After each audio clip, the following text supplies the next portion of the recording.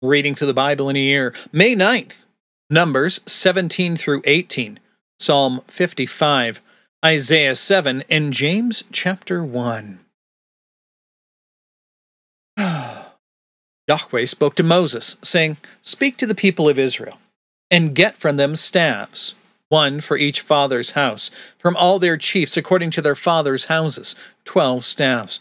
Write each man's name on his staff, and write Aaron's name on the staff of Levi. For there shall be one staff for the head of each father's house. Then you shall deposit them in the tent of meeting before the testimony, where I meet with you. And the staff of the man whom I choose shall sprout. Thus I will make to cease from me these grumblings of the people of Israel, which they grumble against you." Moses spoke to the people of Israel. And all their chiefs gave him staves, one for each chief, according to their fathers' houses, 12 staves, and the staff of Aaron was among their staves. And Moses deposited the staves before Yahweh in the tent of the testimony. On the next day, Moses went into the tent of the testimony, and behold, the staff of Aaron for the house of Levi had sprouted, and put forth buds, and produced blossoms, and it bore ripe almonds. Then Moses brought out all the staffs from before Yahweh to all the people of Israel. And they looked, and each man took his staff. And Yahweh said to Moses, "Put back the staff of Aaron before the testimony, to be kept as a sign for the rebels, that you may make an end of their grumblings against me, lest they die." Thus did Moses. As Yahweh commanded him, so he did. And the people of Israel said to Moses, "Behold, we perish. We are undone. We are all undone. Everyone who comes near to the tabernacle of Yahweh shall die. Are we all to perish?" So Yahweh said to Aaron, "You and your sons in your father's house with you shall bear iniquity connected with the sanctuary, and you and your sons with you shall bear iniquity connected with your priesthood. And with you bring..." Words are hard today. We can do this. "And with you bring your brothers also, the tribe of Levi, the tribe of your father, that they may join you and minister to you, while you and your sons with you are before the tent of the testimony. They shall keep guard over you and over the whole tent, but shall not come near to the vessels of the sanctuary or to the altar, lest they, and you, die. They shall join you, and keep guard over the tent of meeting, for all the service of the tent, and no outsider shall come near you. And you shall keep guard over the sanctuary and over the altar, that there may never again be wrath on the people of Israel. And behold, I have taken your brothers, the Levites, from among the people of Israel. They are a gift to you, given to Yahweh, to do the service of the tent of meeting. And you and your sons with you shall guard your priesthood for all that concerns the altar and all that is within the veil. And you shall serve. I give your priesthood as a gift, and any outsider who comes near shall be put to death." Then Yahweh spoke to Aaron, "Behold, I have given you charge of the contributions made to me, all the consecrated things of the people of Israel. I have given them to you as a portion, and to your sons as a perpetual due. This shall be yours of the most holy things, reserved from the fire. Every offering of theirs, every grain offering of theirs, every sin offering of theirs, and every guilt offering of theirs, which they render to me, shall be most holy to you and to your sons. In a most holy place you shall eat it. Every male may eat it. It is holy to you. This is yours also, the contribution of their gift, all the wave offerings of the people of Israel. I have given them to you and to your sons and your daughters with you as a perpetual due. Everyone who is clean in your house may eat it. All the best of the oil, and all the best of the wine and of the grain, the firstfruits of what they give to Yahweh, I give to you. The first ripe fruits of all that is in their land, which they bring to Yahweh, shall be yours. Everyone who is clean in your house may eat it. Every devoted thing in Israel shall be yours. Everything that opens the womb of all flesh, whether man or beast, which they offer to Yahweh, shall be yours. Nevertheless, the firstborn of man you shall redeem, and the firstborn of unclean animals you shall redeem. And their redemption price, At a month old you shall redeem them. You shall fix it 5 shekels in silver, according to the shekel of the sanctuary, which is 20 gerahs. But the firstborn of a cow, or the firstborn of a sheep, or the firstborn of a goat, you shall not redeem. They are holy, as in set apart for purpose. You shall sprinkle their blood on the altar, and shall burn their fat as a food offering, with a pleasing aroma to Yahweh. But their flesh shall be yours, as the breast that is waved, and as the right thigh are yours. All the contributions that the people of Israel present to Yahweh I give to you, and to your sons and your daughters with you, as a perpetual due. It is a covenant of salt forever before Yahweh, for you and for your offspring with you. And Yahweh said to Aaron, You shall have no inheritance in their land, neither shall you have any portion among them. I am your portion, and your inheritance among the people of Israel. To the Levites I have given every tithe in Israel for an inheritance, in return for their service that they do, their service in the tent of meeting, so that the people of Israel do not come near to the tent of meeting, lest they bear sin and die.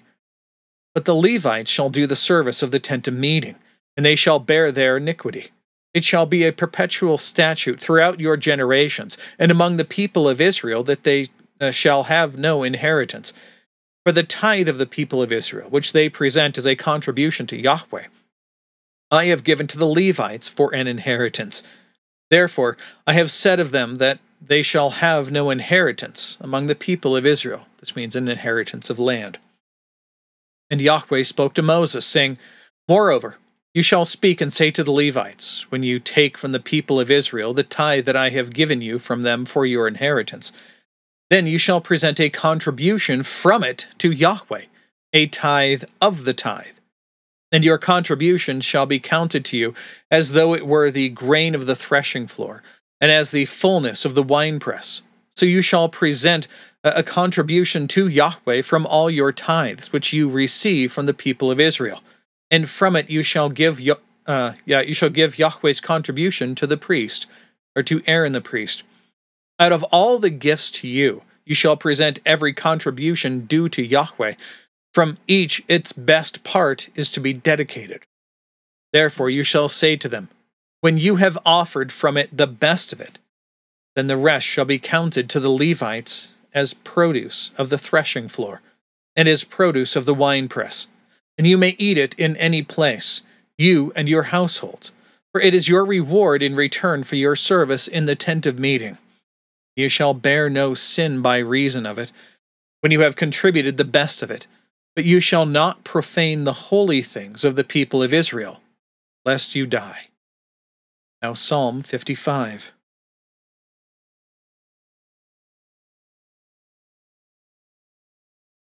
Give ear to me, or rather, give ear to my prayer, O God. Hide not yourself from my plea for mercy. Attend to me and answer me. I am restless in my complaints, and I moan because of the noise of the enemy, because of the oppression of the wicked. For they drop trouble upon me, and in anger they bear a grudge against me. My heart is in anguish within me. The terrors of death have fallen upon me. Fear and trembling come upon me, and horror overwhelms me. And I say, Oh, that I had wings like a dove! I would fly away and be at rest. Yes, I would wander far away. I would lodge in the wilderness. I would hurry to find a shelter from the raging wind and tempest. Destroy, O Lord, divide their tongues. For I see violence and strife in the city. Day and night they go around it, on its walls, and iniquity and trouble are within it. Ruin is in its midst, oppression and fraud do not depart from its marketplace. For it is not an enemy who taunts me, then I could bear it. It is not an adversary who deals insolently with me, then I could hide from him. But it is you, a man, my equal, my companion, my familiar friend. We used to take sweet counsel together. Within God's house we walked in the throng. Let death seal over them. Let them go down to Sheol, the place of the dead, alive.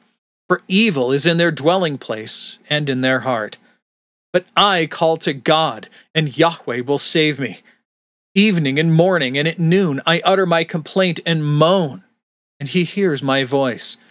He redeems my soul in safety from the battle that I wage, for many are arrayed against me.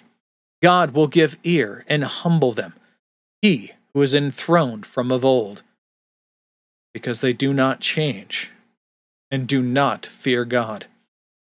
My companion stretched out his hand against his friends. He violated his covenant. His speech is as smooth as butter, yet war was in his heart. His words were softer than oil, yet they were drawn swords. Cast your burden upon Yahweh, and he will sustain you. He will never permit the righteous to be moved. But you, O God, cast them down, or will cast them down, into the pit of destruction. Men of blood and treachery shall not live out half their days. But I will trust in you. Now Isaiah chapter 7. In the days of Ahaz, the son of Jotham, son of Uzziah, king of Judah, Rezin, the king of Syria, and Pekah, the son of Remaliah, the king of Israel, came up to Jerusalem to wage war against it, but could not yet mount an attack against it. When the house of David was told, Syria is in league with Ephraim, the heart of Ahaz and the heart of his people shook, as the trees of the forest shake before the wind. And Yahweh said to Isaiah, Go out to meet Ahaz, you and Sher-Jeshub, your son, at the end of the conduit of the upper pool on the highway to the washer's field, and say to him, Be careful, be quiet, do not fear, and do not let your heart be faint because of these two smoldering stumps of firebrands, at the fierce anger of Rezin and Syria and the son of Remaliah. Because Syria, with Ephraim and the son of Remaliah, has devised evil against you, saying, Let us go up against Judah and terrify it, and let us conquer it for ourselves, and set up the son of Tabeel as king in the midst of it. Thus says the Lord God, It shall not stand, and it shall not come to pass. For the head of Syria is Damascus, and the head of Damascus is Rezin. Within 65 years, Ephraim will be scattered from being a people. And the head of Ephraim is Samaria, and the head of Samaria is the son of Remaliah. If you are not firm in faith, you will not be firm at all. Again, Yahweh spoke to Ahaz. Ask a sign of Yahweh your God, and let it be deep as Sheol or high as heaven. But Ahaz said, I will not ask, and I will not put Yahweh to the test. But he said, Well, hear then, O house of David. Is it too little for you to weary men that you weary my God also? Therefore, the Lord himself will give you a sign. Behold, the virgin shall conceive and bear a son, and shall call his name Emmanuel. This might sound very familiar. This is what's called, within most prophecies, you have what's called a near and a far fulfillment. A near fulfillment is something that happens today that points to something that's going to happen in the future. But right now, it's a short-term fulfillment that has a much deeper meaning that's going to be fulfilled later. That deeper fulfillment is the birth of the Christ. Continuing on. Verse 15. He shall eat curds and honey when he knows how to refuse the evil and choose the good. For before the boy knows how to refuse the evil and choose the good, the land whose two kings you dread will be deserted. Yahweh will bring upon you and upon your people and upon your father's house such days as have not come since the day that Ephraim departed from Judah, the king of Assyria. In that day, Yahweh will whistle for the fly that is at the end of the streams of Egypt, and for the bee that is in the land of Assyria, and they will all come and settle in the steep ravines, and in the clefts of the rock, and on all the thorn bushes, and on all the pastures. In that day, Yahweh will shave with a razor that is hired beyond the river, with the king of Assyria, the head and the hair of the feet, and it will sweep away the beard also. Making sure we don't lose notes here. There's a lot of very deep notes. I want to make sure we don't lose them. Continuing on with the ESV Study Bible notes, pulling those up so you can read those. Again, strongly recommend that you pause and read them. There are a lot to get through, but all of these things are directly related to the text itself. Continuing on. Verse 21. In that day, a man will keep alive a young cow and 2 sheep, and because of the abundance of milk that they give, he will eat curds. For everyone who is left in the land will eat curds and honey. In that day, every place where there used to be 1,000 vines worth 1,000 shekels of silver will become briars and thorns. With bow and arrows, a man will come there, for all the land will be briars and thorns. And as for all the hills that used to be hoed with a hoe, you will not come there for fear of briars and thorns, but they will become a place where the cattle are let loose and where sheep tread. Let's conclude today in James chapter 1. Let's go ahead and read the introduction now. Sometimes called the Proverbs of the New Testament, the book of James practically and faithfully reminds Christians how to live. From perseverance to true faith to controlling one's tongue, submitting to God's will and having patience. This book aids readers in living authentically and wisely for Christ. Many have claimed that James and the Apostle Paul differed on the question of faith versus works.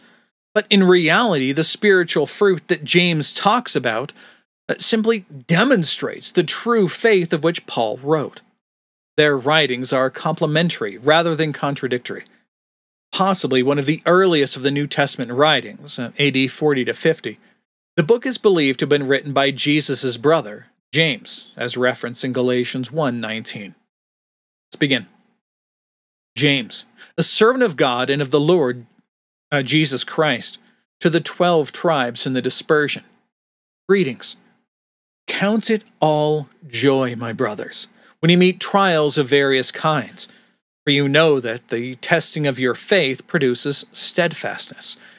And let steadfastness have its full effect, that you may be perfect and complete, lacking in nothing.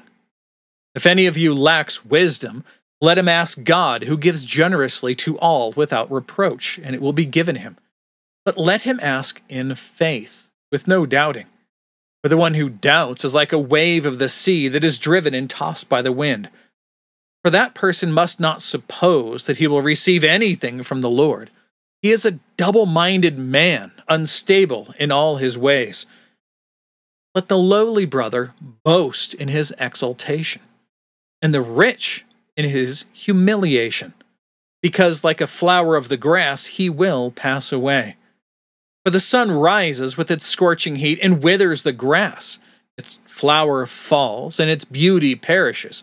So also will the rich man fade away in the midst of his pursuits. Blessed is the man who remains steadfast under trial. For when he has stood the test, he will receive the crown of life, which God has promised to those who love him. Let no one say when he is tempted, I am being tempted by God. For God cannot be tempted with evil, and he himself tempts no one. But each person is tempted when he is lured and enticed by his own desire. Then desire, when it is conceived, gives birth to sin, and sin, when it is fully grown, brings forth death. Do not be deceived, my beloved brothers. Every good gift and every perfect gift is from above, coming down from the Father of lights, with whom there is no variation or shadow due to change. Of his own will he brought us forth by the word of truth, that we should be a kind of firstfruits of his creatures. Know this, my beloved brothers. Let every person be quick to hear, slow to speak, slow to anger. For the anger of man does not produce the righteousness of God. Therefore put away all filthiness and rampant wickedness, and receive with meekness the implanted word, which is able to save your souls. But be doers of the word, and not hearers only, deceiving yourselves. For if anyone is a hearer of the word and not a doer, he is like a man who looks intently at his natural face in a mirror. For he looks at himself and goes away and instantly forgets what he was like. But the one who looks into the perfect law, the law of liberty, and perseveres, being no hearer who forgets, but a doer who acts, he will be blessed in his doing. If anyone thinks he is religious and does not bridle his tongue, but deceives his heart, this person's religion is worthless. Religion that is pure and undefiled before a God the Father is this: to visit orphans and widows in their affliction, and to keep oneself unstained from the world. Once again, please read through all of the notes in this section. They are amazing. That said, that is all the text for today. That's all the text and all of the notes. God willing, we'll be back tomorrow. Behold, the word of the Lord.